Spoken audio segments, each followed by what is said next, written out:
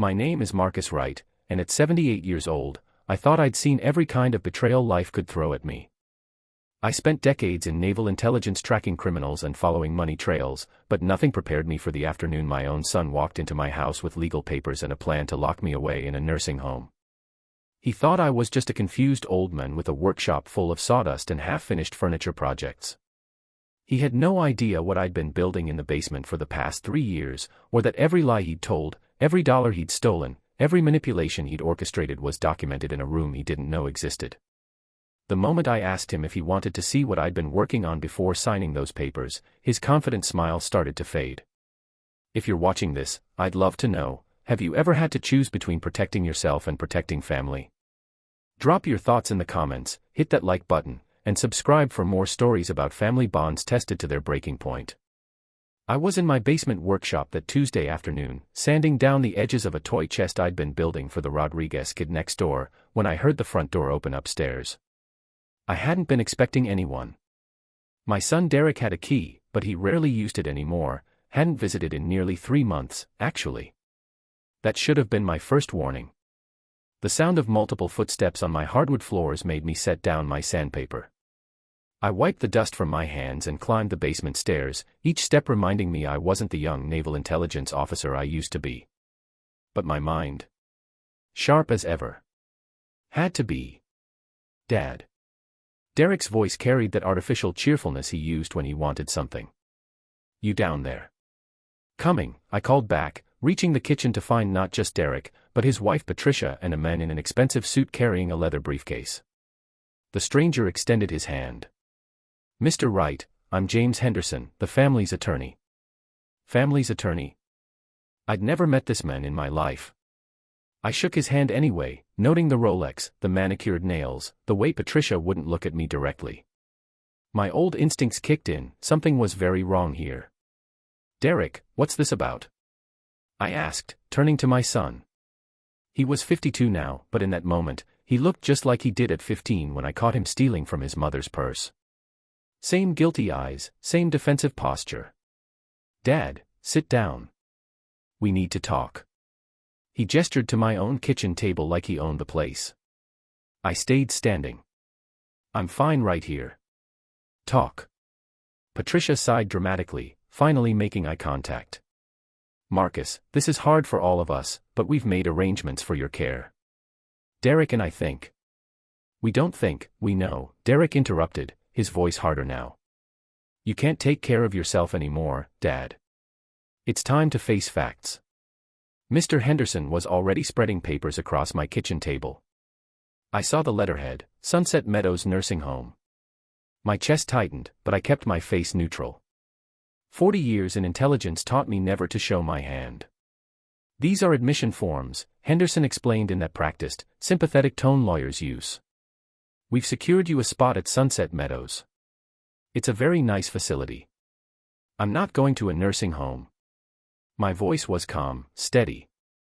I'm 78, not incompetent. Dad, you left the stove on 3 months ago. Derek's frustration was bubbling to the surface now. You could have burned the house down. And what about when you fell in the garden? If Mrs. Rodriguez hadn't found you. I tripped over a garden hose and bruised my hip. I didn't need rescuing. You're confused about your medications, Patricia added, scrolling through her phone like this conversation bored her. Last month you told me you couldn't remember if you'd taken your blood pressure pills. I had told her that. What I hadn't told her was that I was testing her, seeing if she'd show genuine concern or use it against me later. Now I had my answer. There's also the matter of the house, Henderson said, sliding another document forward. Given the circumstances, we think it's best to sell. The property value has increased substantially, and the equity could help fund your long-term care. My house. The house my late wife Martha and I bought in 1972. Where we raised our children. Where Martha died in my arms 10 years ago. They wanted to sell it like it was just another asset. The house is already listed, Derek said, and there it was, the real reason for this visit. Sandra Meeks has the key. She's showing it tomorrow. The sign goes up in the morning. For the first time, I felt genuine anger. You listed my house without my permission. We're trying to help you, Dad. Someone has to make the hard decision since you won't. Patricia looked up from her phone. Derek, tell him about Jasmine's college fund. He needs to understand the financial pressure we're under. Our granddaughter. My Jasmine. They were going to use her as leverage. Jasmine's tuition went up, Derek explained, not meeting my eyes. We can't keep supporting her and worrying about you. This solves everything. You get professional care, we get peace of mind, and Jasmine gets her education funded. By selling my home and locking me away. I looked at each of them in turn. Has anyone asked Jasmine what she thinks about this? She's 19, Patricia scoffed. What does she know? Besides, she agrees you need help. We all do. That was a lie. I'd been trying to call Jasmine for 6 months, and every call went straight to voicemail. Now I understood why they'd blocked me on her phone. I walked slowly to the kitchen window, looking out at my backyard. The garden where Martha planted roses. The oak tree where Derek used to swing as a boy, back when he still loved me. The workshop window that looked up from the basement. When do I have to decide? I asked quietly. We need your signature by 6 o'clock tonight, Henderson said. The admission slot won't hold longer than that. I turned back to face them.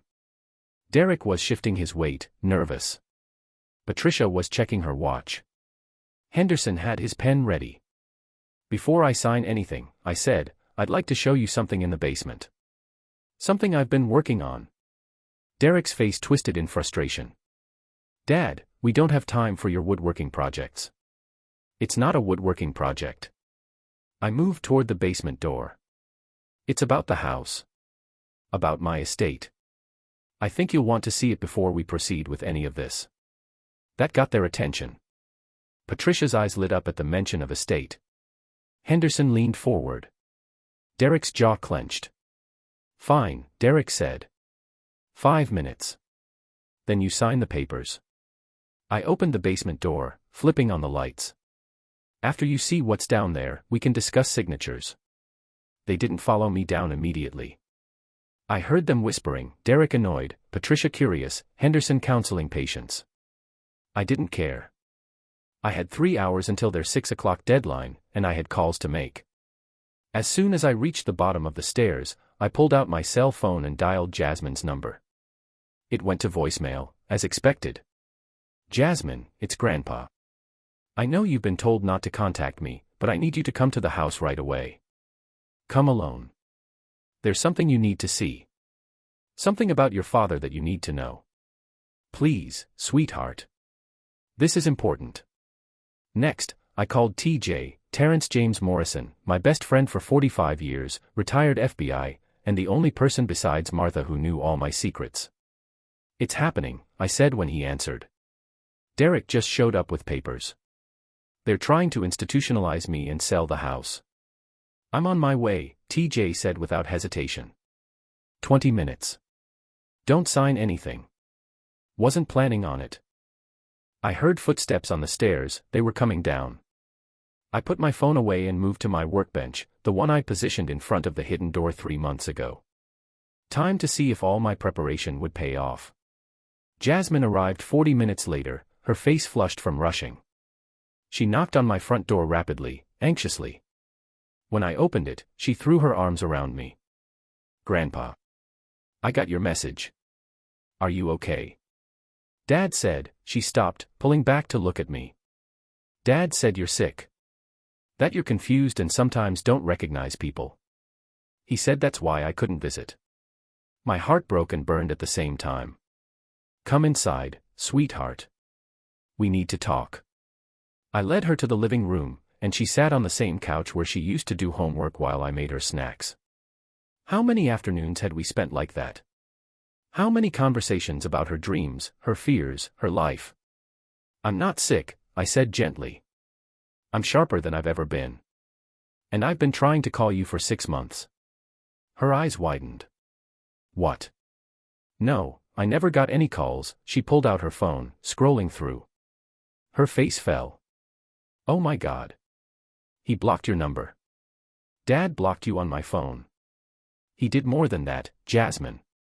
He's been keeping you away from me because he doesn't want you to know what he's been doing. What are you talking about? Your father came here today with your mother and a lawyer. They're trying to put me in a nursing home and sell this house. They said I'm incompetent, that I can't take care of myself. Jasmine's face went pale. That can't be right. Why would he do that? Because he's been stealing from me for years, and he's afraid I'm going to expose him. She stood up abruptly.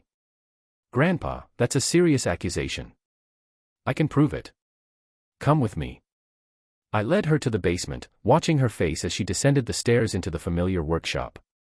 She'd spent hours down here with me, learning to sand wood, measure twice and cut once, all the lessons her father had no patience to teach her. But when I moved to the workbench and began sliding it aside on its hidden wheels, her expression changed to pure confusion.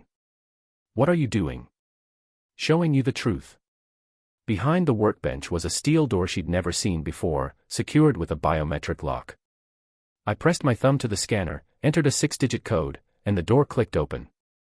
Grandpa, what is this? This, I said, pulling the door open to reveal the climate-controlled room beyond, is where I've been spending my time for the last few years. Welcome to my real workshop. Jasmine stepped through the doorway and stopped dead. The room was 20 by 30 feet, lined with filing cabinets, a sophisticated computer setup I'd built myself, and walls covered with photographs, documents, and maps connected by red string.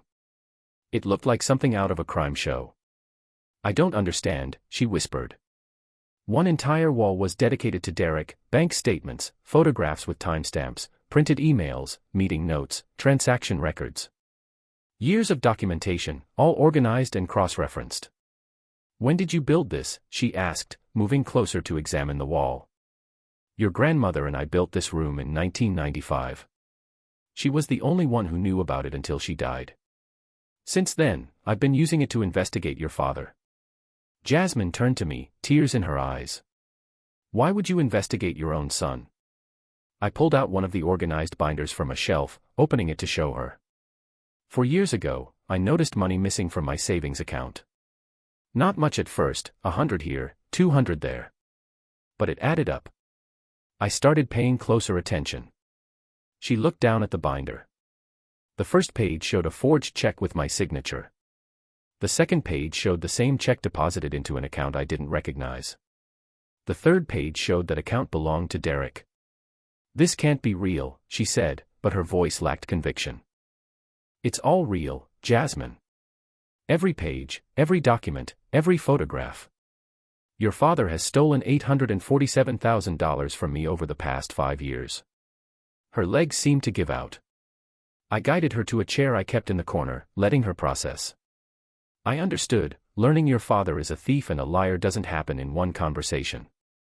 There's more, I said gently. He's not just stealing from me. He's embezzling from his own construction company. His partner, Leonard Parker, has no idea. Derek's been creating fake invoices, charging for materials that were never bought, pocketing the difference. Why?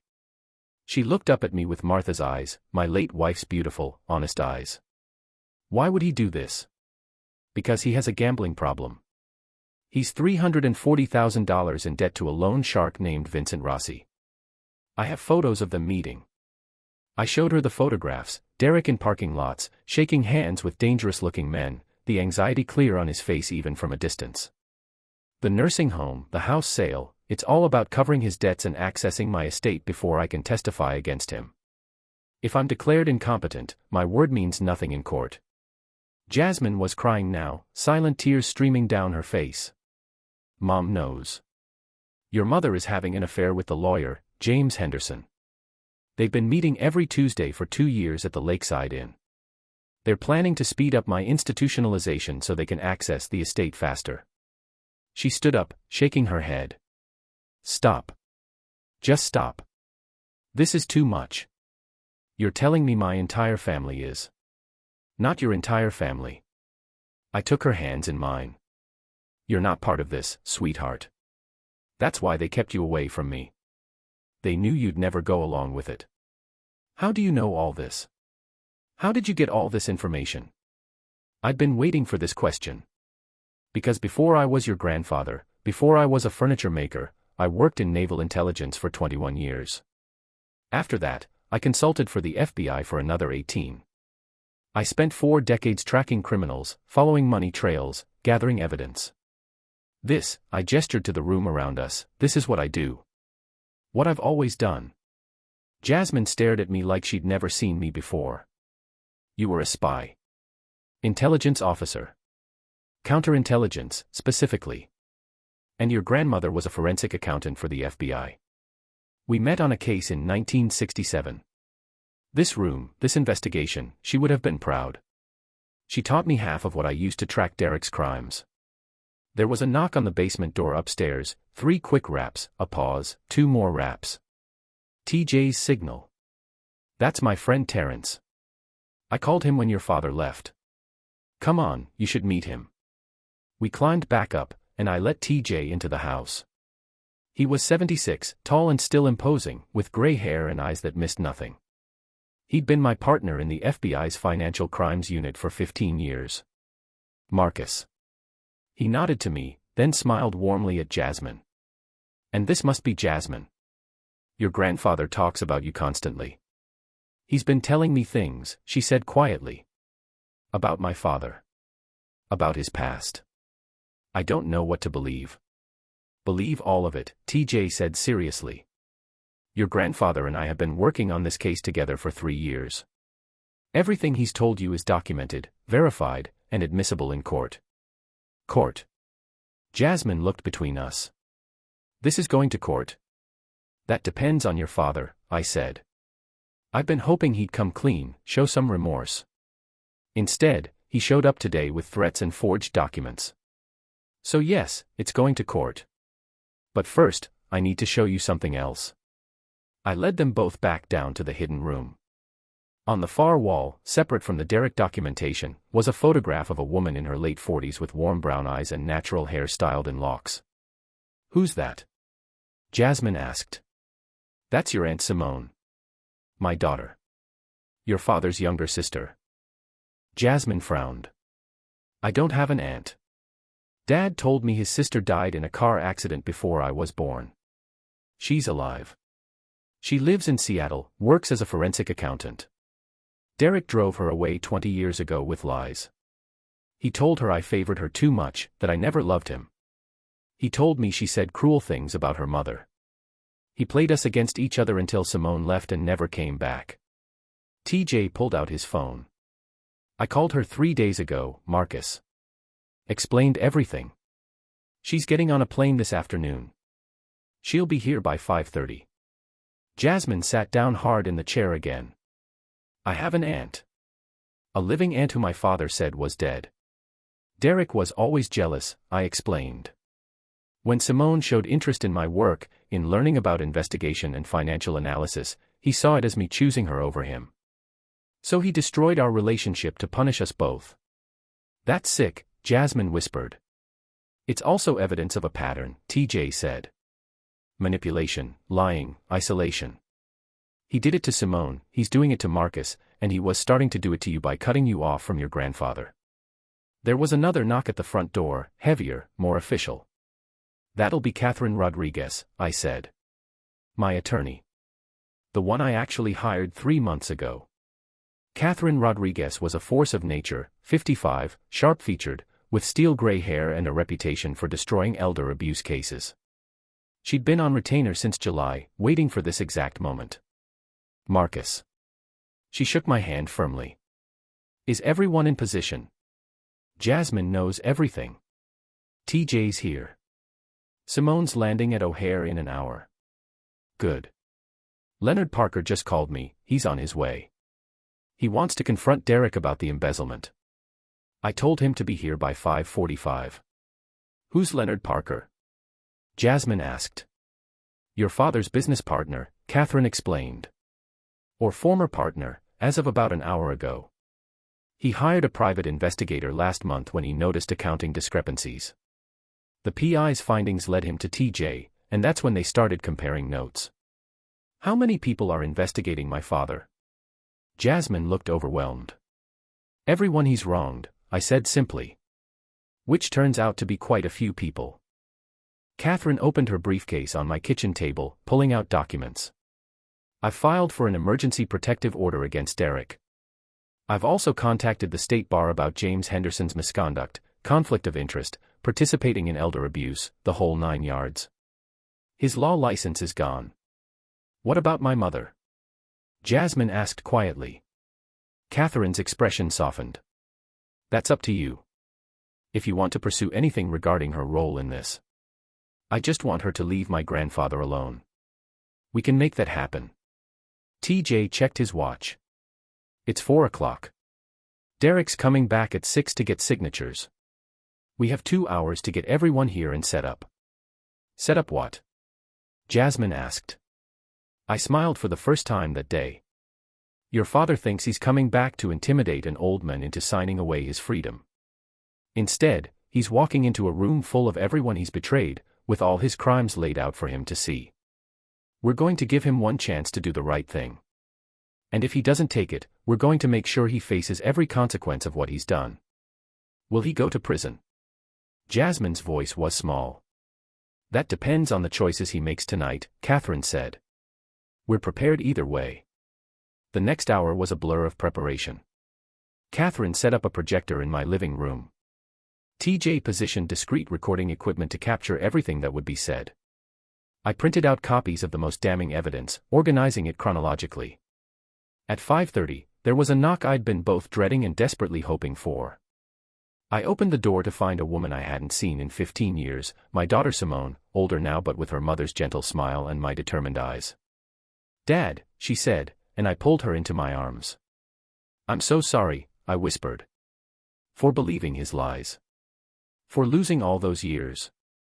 We'll make up for it, she promised, holding me tight. Starting today.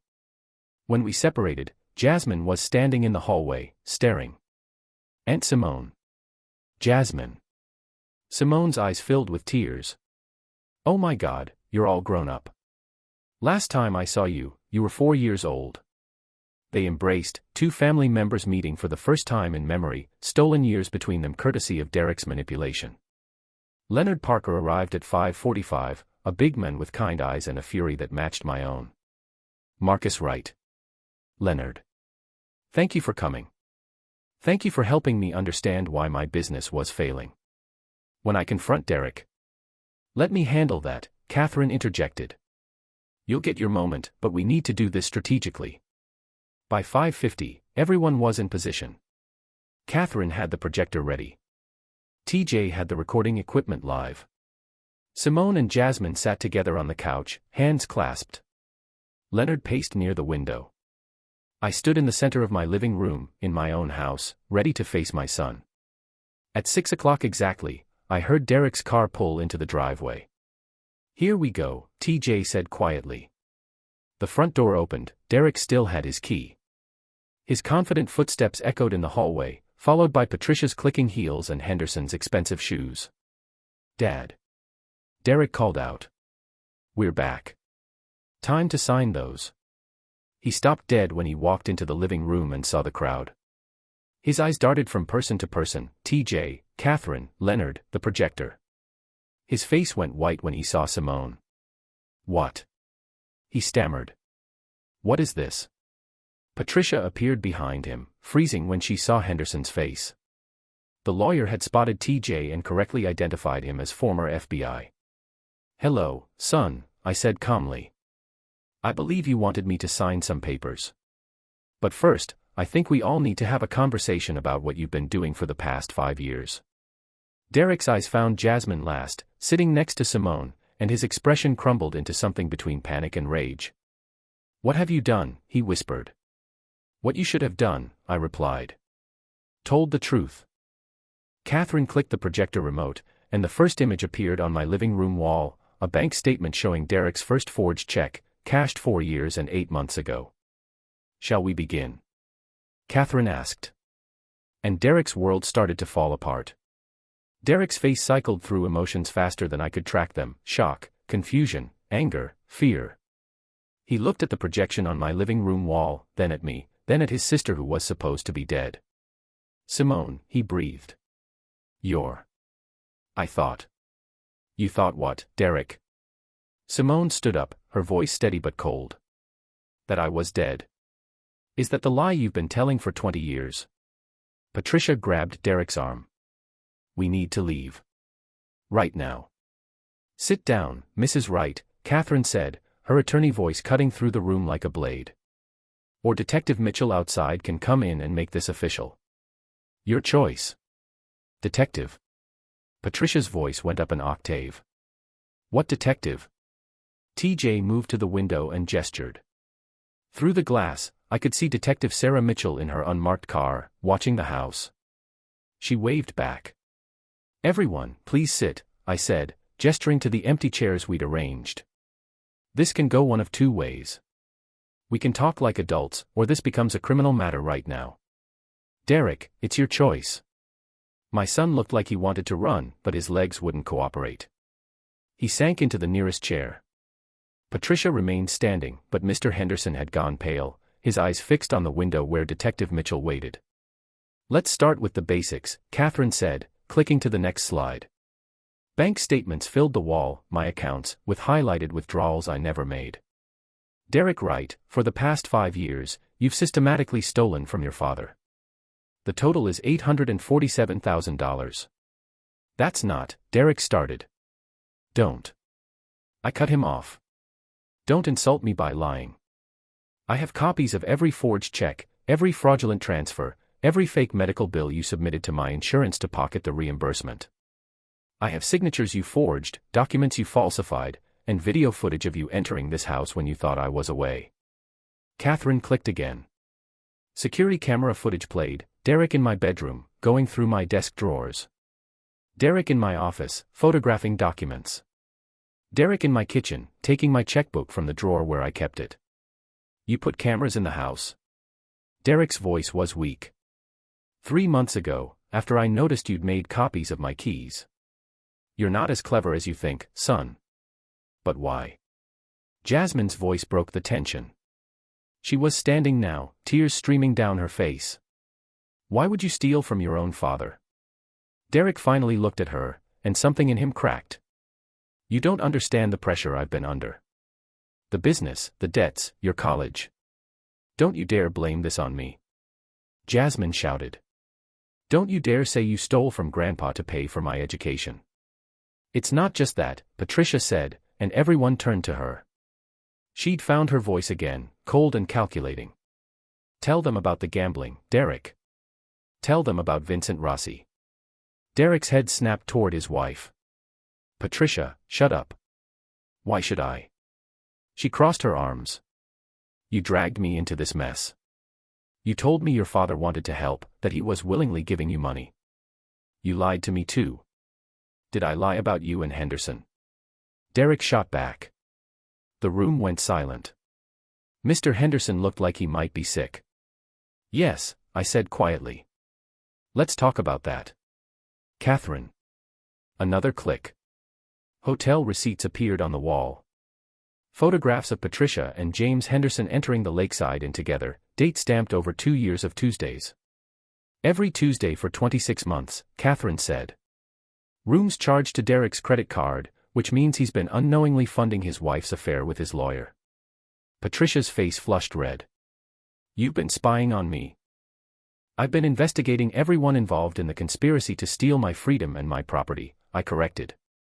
You're just one piece of a much larger puzzle. Leonard Parker finally spoke up from his position by the window. Speaking of puzzles, Derek, let's talk about Parker and Wright Construction. Derek's head whipped around. Leonard. I can explain. Explain how you've embezzled $680,000 from our company. Leonard's voice was eerily calm, the kind of calm that comes before an explosion. Explain the fake invoices. The ghost employees. The materials we paid for that never existed. You don't understand the overhead. I understand that you're a thief. Leonard's composure shattered. I trusted you. We built that business together from nothing, and you were robbing me blind while I was working 60-hour weeks. Catherine pulled up more documents, construction invoices, payroll records, bank transfers. Every one of Derek's lies laid bare on my living room wall. Here's what's going to happen, Catherine said. Mr. Parker is dissolving Parker and Wright Construction effective immediately. He's keeping the assets, the client contracts, and the company reputation. You, Derek, get nothing except the lawsuits. That's my company. Derek found his voice again. Was your company, Leonard corrected. I'm also filing criminal charges for embezzlement and fraud. My attorney drew up the papers this afternoon. Derek looked around the room wildly, searching for an ally and finding none. His eyes landed on Henderson. Jim, do something. You're my lawyer. Henderson cleared his throat nervously. Actually, Derek, I need to inform you that I can no longer represent you. There's a clear conflict of interest, and Ms. Rodriguez has already filed a complaint with the State Bar regarding my conduct. Your affair with my wife, you mean, Derek said bitterly. Among other things, Catherine said. Mr. Henderson has been complicit in elder abuse, conspiracy to commit fraud, and ethical violations that will likely cost him his law license. Detective Mitchell is waiting to take him in for questioning. Henderson stood up shakily. I'd like to cooperate. I can provide testimony about the planning, the documents, everything. You son of a bitch, Patricia hissed. Rich, coming from you, Henderson shot back. This whole thing was your idea. You're the one who said we should get Marcus declared incompetent. That's enough, I said loudly. Both of you, sit down. Something in my voice, maybe the old authority from my naval intelligence days, made them comply immediately. Derek, I said, turning to my son. Before this goes any further, I want you to explain something to me. Why? Not the money, not the debts. Why the cruelty? Why keep Jasmine from me? Why tell everyone Simone was dead? Why not just ask me for help? For a long moment, Derek said nothing. Then, quietly, because you would have judged me. You would have looked at me with those disappointed eyes, the same way you're looking at me now. You would have told me I was making bad choices, that I needed to fix my life, that I wasn't living up to my potential. So instead you stole from me and tried to lock me away. I thought if I could just get ahead of the debts, get control of the situation, you'd never have to know. I thought I could fix it all and you'd never find out what a failure I am. You're not a failure because you have problems, Derek. You're a failure because of how you chose to handle them. You lied, you stole, you manipulated everyone who loved you. Simone moved to stand beside me. You destroyed my relationship with our mother. Do you understand that? She died thinking I hated her because of the lies you told.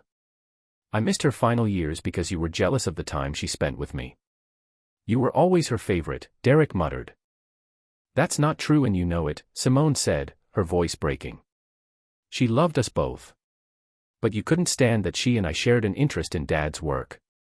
You couldn't stand that we talked about investigations and financial analysis. So you poisoned that relationship until I couldn't bear to be around this family anymore. And me. Jasmine stepped forward. What did I do to deserve being cut off from my grandfather? He's the only person who ever listened to me, who supported my dreams, who made me feel like I mattered. And you took that away from me with your lies. Derek's face crumpled. For the first time since he arrived, he looked genuinely remorseful. Jasmine, I'm sorry. I thought I was protecting you. From what? From someone who loves me. You were protecting yourself, Dad. You didn't want me to find out what you were doing. There was a knock at the front door, firm, professional, threatening. TJ went to answer it, and returned with a man in an expensive suit who looked distinctly out of place in my modest living room. But I recognized the type. I dealt with men like him during my FBI days. Vincent Rossi sends his regards, the man said, his voice carrying a slight New York accent. I'm Anthony Russo, his associate. Mr. Rossi wanted someone present for this family meeting. Derek went even paler, if that was possible. How did you?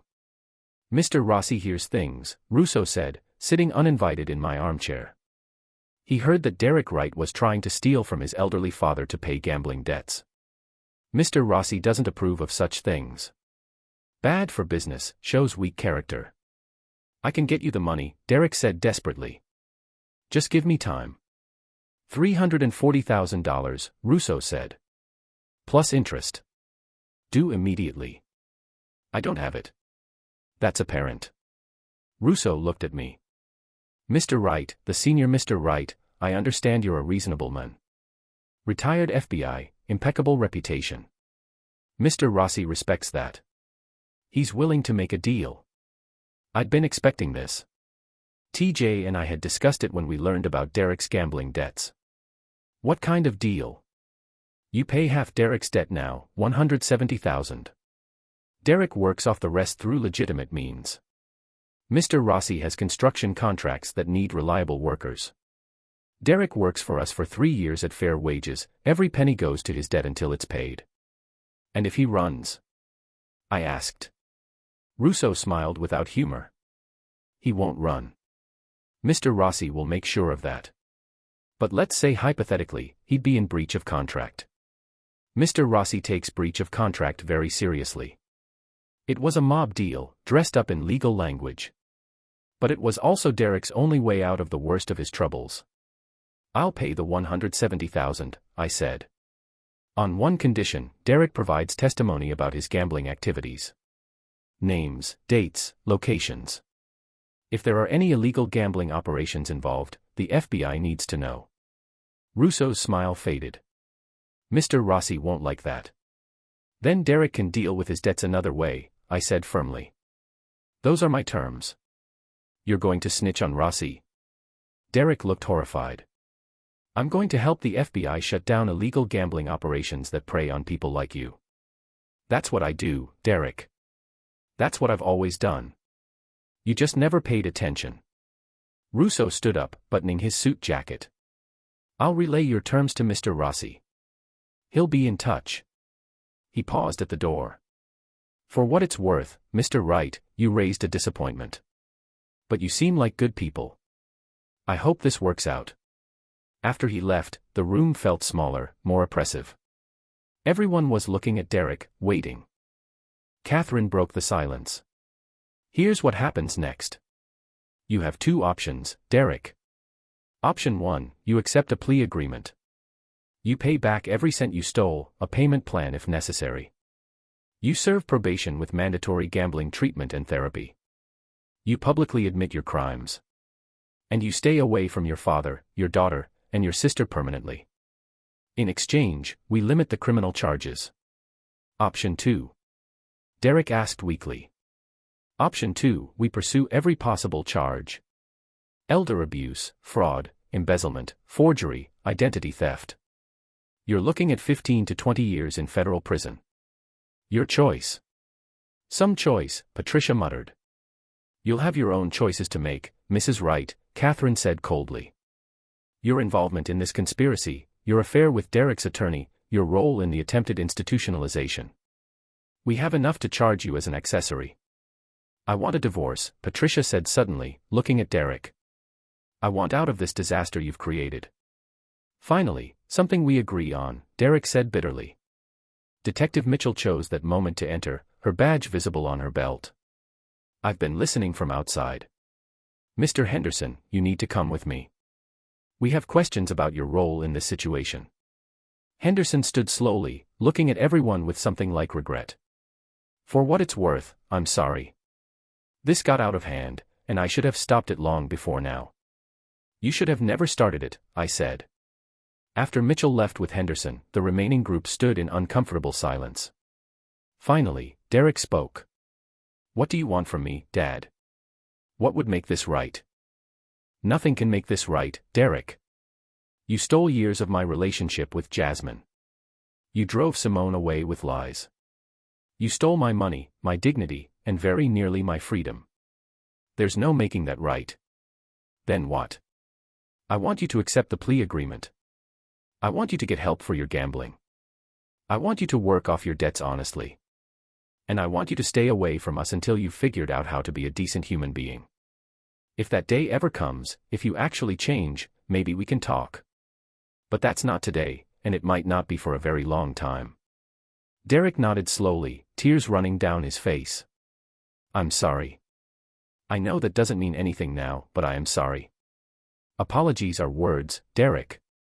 Show me through actions that you're sorry. That's the only thing that matters.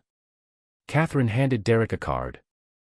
This is the public defender who'll represent you through the plea process. Call him tomorrow morning.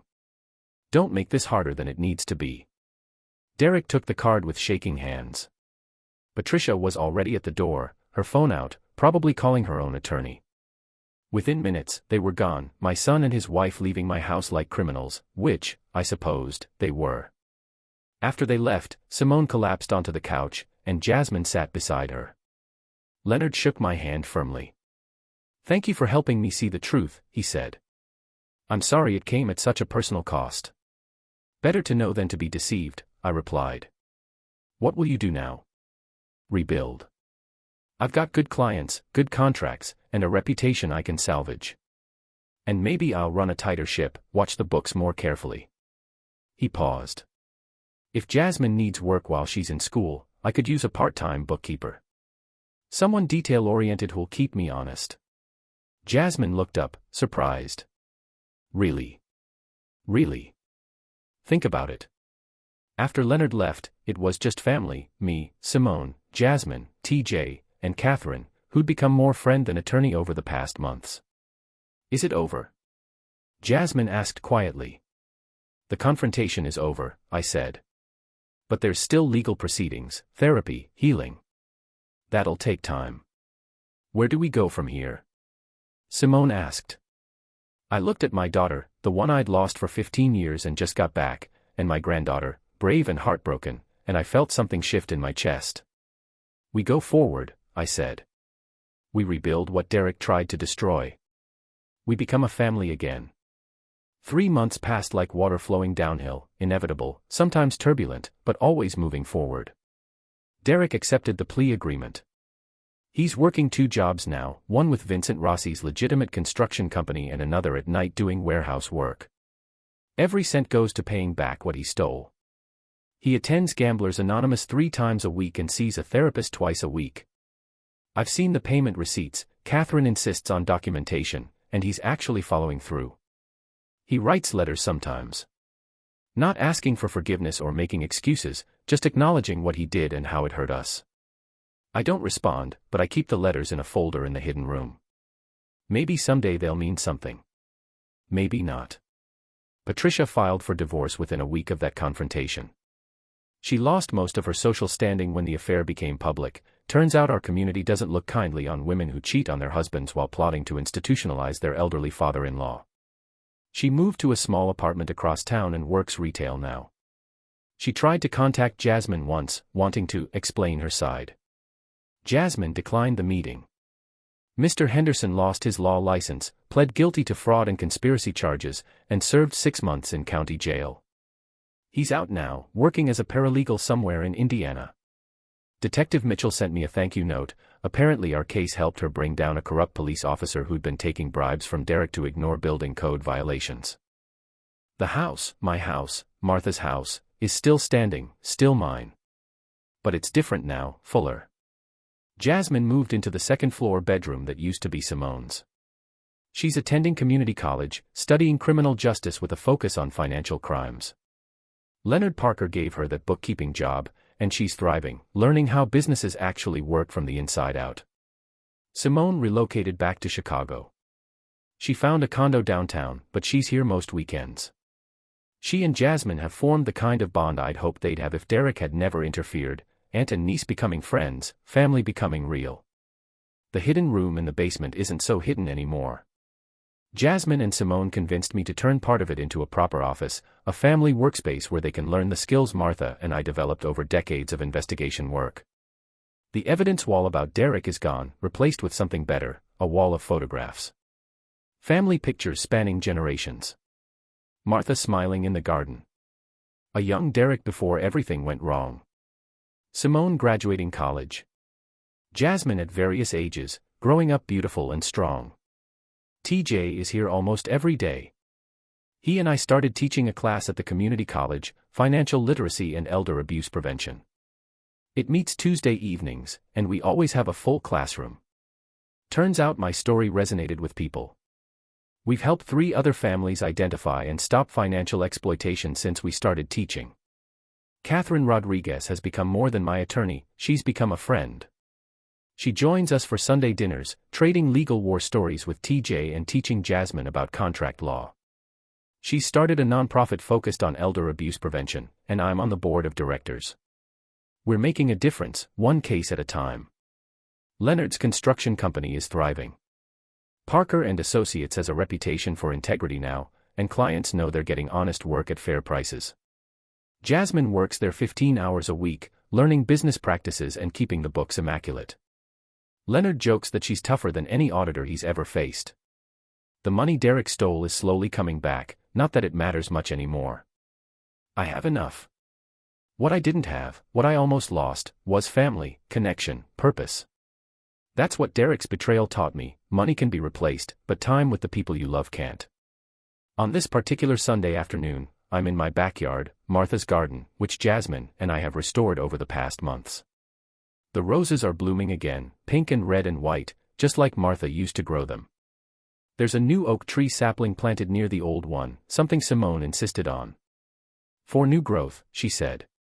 For what comes next? I'm at the grill, burning hamburgers slightly the way I always do, when Jasmine appears at my elbow. Grandpa, Aunt Simone says dinner's almost ready. She wants to know if you're trying to set fire to the food again. Tell your aunt that I grilled before she was born, and I'll grill after she's forgotten how to work a stove. Jasmine laughs, that sound that makes everything worthwhile, and disappears back into the house. TJ emerges with beers, handing me one. Nice afternoon. The best kind. I flip a burger that's definitely too done on one side. You ever wonder what would have happened if Derek had just asked you for help? TJ asks. If he'd come to you honestly about his problems. Every day, I admit. I would have helped him. I would have paid off the gambling debts, helped him get treatment, worked with him to rebuild his business. All he had to do was tell me the truth. Pride's a hell of a drug. Worse than any gambling addiction. I turn off the grill. But we can't change the past. We can only build something better from what's left. Catherine arrives then, parking on the street and walking up the driveway with a bottle of wine. I brought the expensive stuff. We're celebrating. Celebrating what? I ask. 3 things. First, Derek made his largest payment yet, he's up to date on his restitution schedule. Second, our elder abuse prevention nonprofit got a major grant. And third, I just got word that Mr. Henderson's supervising attorney was also disbarred for his role in covering up Henderson's misconduct. The state bar is taking this seriously. That's worth celebrating, TJ agrees. We move inside, where Simone has laid out a spread that would make Martha proud. The dining room table, which used to feel too big and empty, is now perfectly sized for our gathering. Jasmine sits between Simone and Catherine, laughing at something Leonard is saying. He's become a regular at our Sunday dinners too, part of this reconstructed family.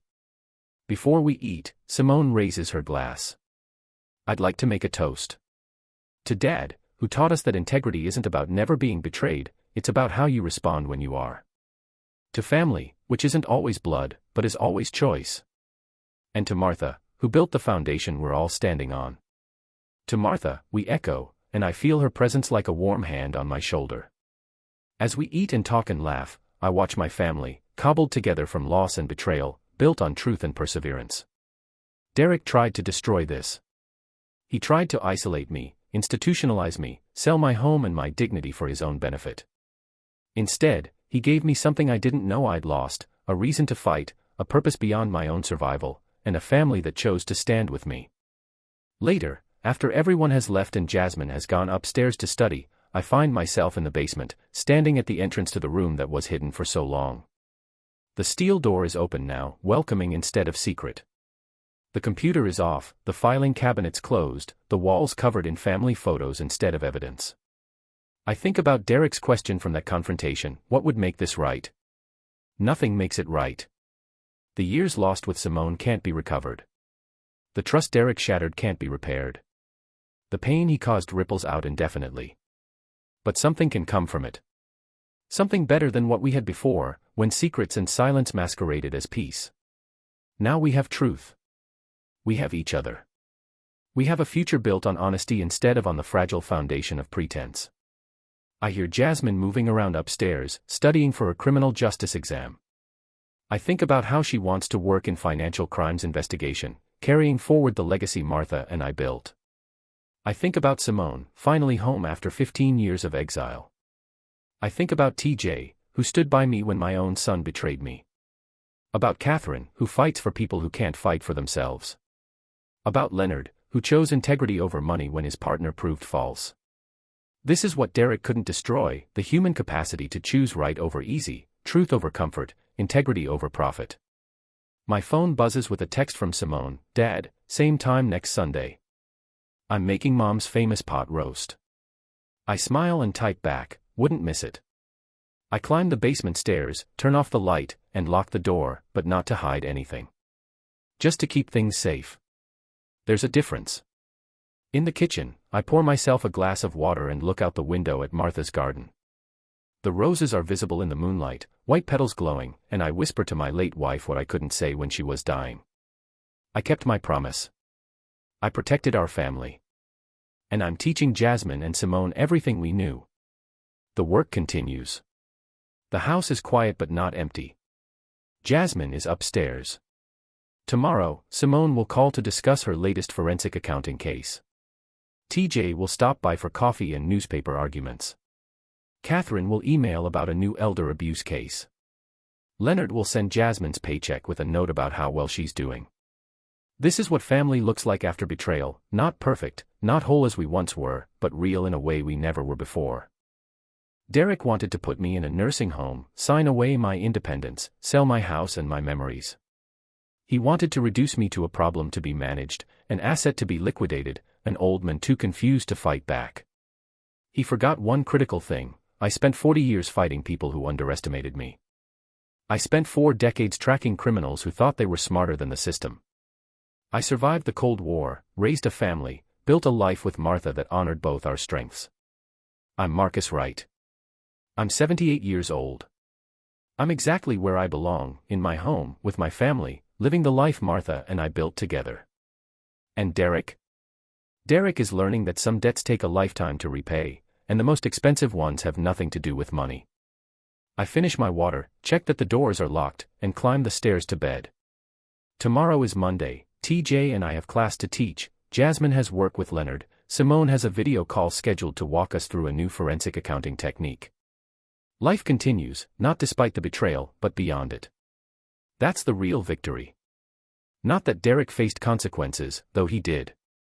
Not that justice was served, though it was. The real victory is that I'm still here, still standing, still building, still teaching, still loving. And that's something no one can ever sign away. So here's my question for you: if someone you love betrayed you in the worst possible way, could you offer them a path to redemption, or would you walk away forever? Let me know in the comments below, and don't forget to like and subscribe for more stories about the complicated truths that hide behind closed doors.